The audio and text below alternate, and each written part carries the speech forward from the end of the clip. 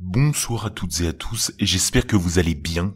Aujourd'hui, j'aimerais vous parler d'un film récent qui est sorti il y a quelques jours au cinéma, et pour les puristes, je vais mettre un petit extrait sonore. On va voir si vous reconnaissez.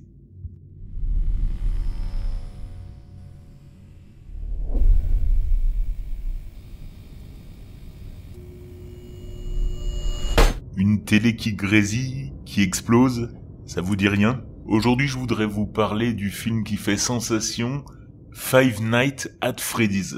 Pourquoi ? Eh bien tout simplement parce que je me suis aperçu, pendant mes recherches, qu'il y avait une grosse lore, une grosse histoire derrière ce film, et que je voulais un peu la partager avec vous pour ceux qui regarderaient le film sans avoir connu la hype des années 2010, notamment en termes de jeux vidéo.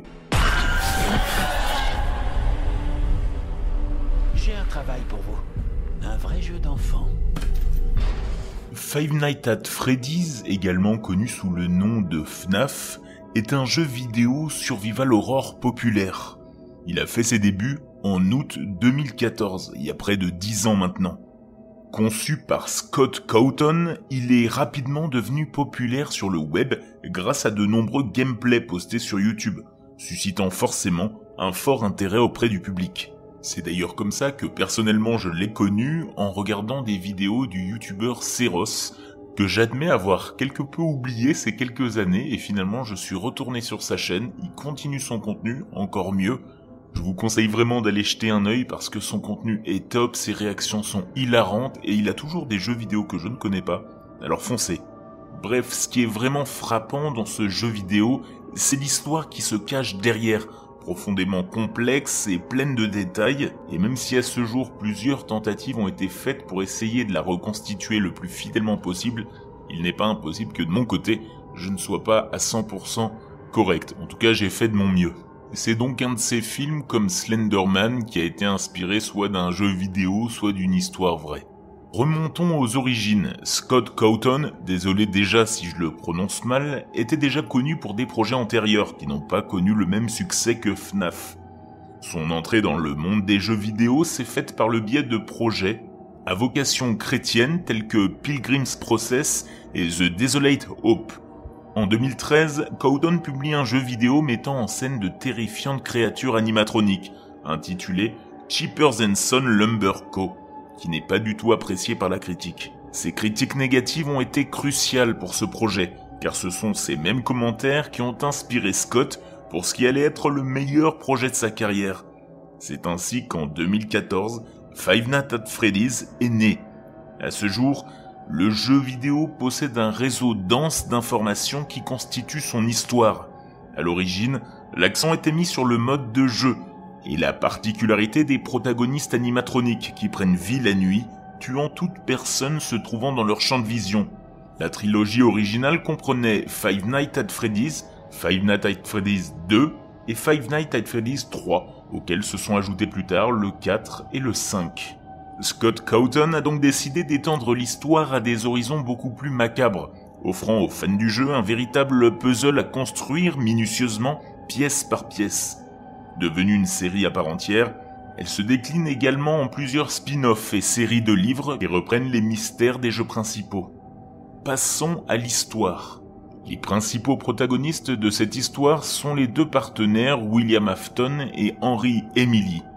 William Afton quitte l'Angleterre pour s'installer aux États-Unis avec sa femme et ses 3 enfants, Michael, Elizabeth et Evan, dans une petite ville où il rencontre bientôt son futur associé, Henry Emily, lui aussi père d'une petite fille, prénommée Charlotte ou Charlie selon les versions.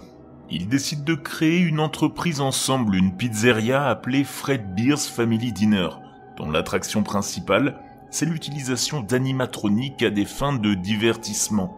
Ces costumes, robotiques, pouvaient être utilisés de 2 manières différentes, portés par le personnel ou attachés à l'endosquelette des animatroniques par des mécanismes à ressort. Au début, la base était plutôt modeste, à tel point que les 2 propriétaires portaient les costumes à tour de rôle pour divertir les clients. Les 2 animatronics originaux s'appelaient Gordon Fredbeer, dont le costume était habituellement porté par Henry, et Golden Bonnie ou Spring Bonnie, habituellement porté par William. Très vite, le restaurant a connu un tel succès qu'une deuxième pizzeria, Freddy Fazbear's Pizza, a été ouverte, pour laquelle 4 nouveaux animatroniques ont été créés, Freddy, Bonnie, Chica et Foxy. Bienvenue chez Freddy. Vous les avez déjà rencontrés? Quoi, qui ça? Foxy, Bonnie, Chica et Freddy. Mais ce qui reste caché des premiers jours, c'est le côté sombre d'Afton lui-même. C'est pour cette raison qu'Henry a créé un animatronique appelé The Marionette, ce dans le seul but de protéger sa fille Charlie. Le premier épisode triste de cette histoire la concerne. Un soir, devant la pizzeria, la petite Charlie est enfermée dehors. Mais la marionnette est momentanément coincée dans une boîte, incapable de faire son travail, la protéger. William Afton, sous les traits de Spring Bonnie, s'approche amicalement d'elle et lui offre un petit gâteau que la petite fille mange avec appétit. En peu de temps, la situation change. Le gâteau a été empoisonné par Afton lui-même, qui récolte sa première victime et l'abandonne dans une ruelle à l'arrière du restaurant. Une fois que la marionnette a réussi à se libérer, elle cherche Charlie à l'extérieur du restaurant pour la protéger, mais elle la trouve sans vie.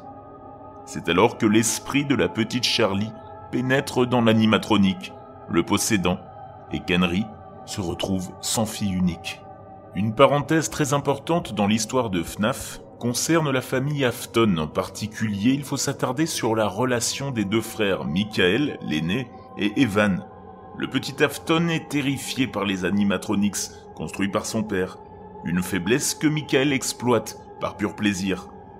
Le jour de son anniversaire, Michael a décidé de mettre Evan dans les mâchoires de l'animatronics. Ce qui n'était au départ qu'un acte enfantin bascule rapidement dans l'horreur lorsque l'enfant se met à pleurer de peur, ses larmes provoquant la défaillance des mécanismes à ressort des combinaisons, ce qui fait que les mâchoires de l'animatronics se referment violemment sur la tête d'Evan, comme une véritable morsure, et le tue. Cet événement restera dans l'histoire de la FNAF comme la morsure de 83. Dans les années 80, des enfants ont disparu. C'est quoi ça? C'est pour ça que ça a fermé. La police a fouillé la pizzeria. On les a jamais retrouvés. Oh, c'est quoi ce truc? La mort de son plus jeune fils a contribué à l'aggravation de l'état mental de William, dans une spirale de chaos encore plus sévère. Un jour, après avoir rassemblé 5 enfants dans une pièce sécurisée, à l'abri des caméras de surveillance de Freddy Fazbear's Pizza, il les piège en se déguisant à nouveau en Spring Bonnie, les tuant l'un après l'autre. Le problème de la dissimulation des cadavres se pose, mais Afton a cette fois encore une longueur d'avance. Les 4 nouveaux animatroniques ont été systématiquement conçus avec un compartiment capable de loger un enfant à l'intérieur. Comme il n'y avait que 4 animatronics, le 5e enfant est caché dans l'ancien costume de Golden Fredbear. De ce fait, les enfants n'ont jamais été retrouvés. Dans un coin de la pièce, la marionnette avait assisté à toute la scène, et ayant été elle aussi victime d'Afton, elle décida de servir de guide aux pauvres âmes qui habitaient désormais les animatroniques. Peu de temps après, suite à des enquêtes sur la disparition des enfants, le club est fermé et Afton est renvoyé de sa propre entreprise. Cependant, William avait l'intention de poursuivre son travail terrifiant, et après la fermeture de Freddy Fazbear's Pizza, il a créé Afton Robotics, une nouvelle entreprise spécialement conçue pour tuer des enfants. Dans le film sorti début novembre, on retrouve Mike, jeune homme perturbé qui s'occupe de sa sœur Abby, âgée de 10 ans. Il est toujours hanté par la disparition jamais élucidée de son petit frère, survenue il y a une dizaine d'années. Récemment licencié, il a absolument besoin de retrouver un emploi pour ne pas perdre la garde d'Abby. Il accepte donc un poste de gardien de nuit dans un restaurant désaffecté au passé glorieux, le Freddy Fazbear's Pizzeria. Mais Mike ne tarde pas à comprendre que les apparences y sont terriblement trompeuses. Avec l'aide de Vanessa Shelley, un agent de police, il est confronté, la nuit, à des phénomènes surnaturels inexplicables et bascule dans un univers cauchemardesque. Voilà, j'ai essayé d'être le plus fidèle possible à ce que j'ai pu trouver à droite à gauche. De mon côté, je n'ai pas encore vu le film. Si j'en crois les critiques des spectateurs, Au moment où je parle sur Allociné, on est presque à 3 et 2,1 du côté de la presse, ce qui signifie que ça doit être quand même plutôt pas mal. Dites-moi ce que vous en avez pensé en commentaire de cet épisode et sur Spotify dans les réactions. De mon côté, je vous laisse passer une excellente soirée dans le noir et certainement pas avec ces animatronics. Il arrive.